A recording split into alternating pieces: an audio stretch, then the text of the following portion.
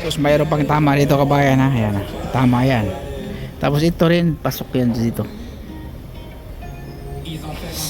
Wey! Hyundai HRV tayo kabayan. Sa 2023 model. Ito yung tama. So yan, umpisahan na natin kabayan. Tanggalin muna natin yung emblem niya. Tapos tinanggal ko na din yung double adhesive. Ganun na pagtanggal niya yung kabayan. Rubberize lang yan. Tapos nakakonect sa drill. Tapos yan, i-repair natin ngayon. Yan repair na yan. So,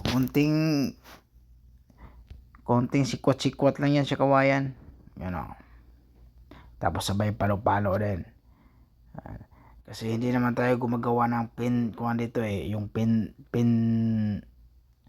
pinless tapos sabay liha agad.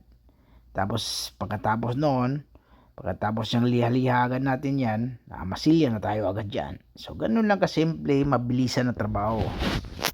Ganun lang. Masilya ng bahala yan. Di ba? So mayroon siyang kunting lubog, tapos palo-paloy natin. So medyo para hindi din ganong makapal yung masilya. Kasi pag makapal masilya, delikado din matanggal yung masilya na yan. So kailangan pulido din tayong gumawa para siguradong customer, pabalik-balik lang din yan yung customer.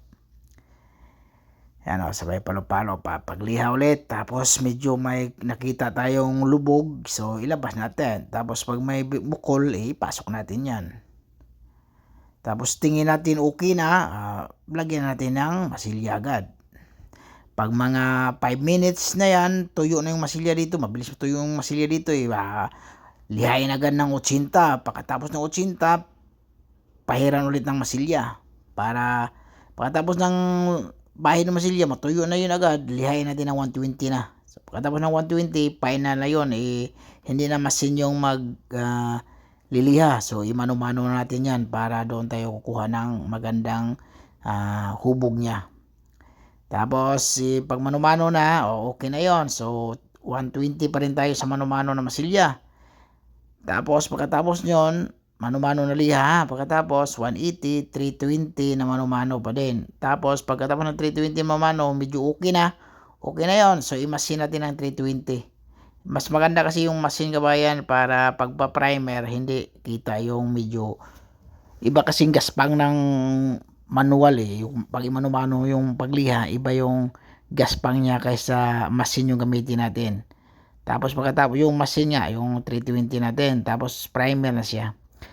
Pero doon sa preparasyon, lilihain pa rin sa pinakadulo-dulo ng 500 para yun sinasabi ko ba yan para yung sa may dulo-dulo, doon ka magtitip na yon.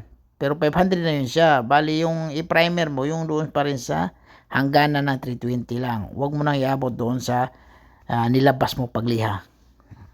So yan ang final natin, di ba? So medyo mahaba yung one. So okay yung pagkagawa. Maraming salamat kabayan.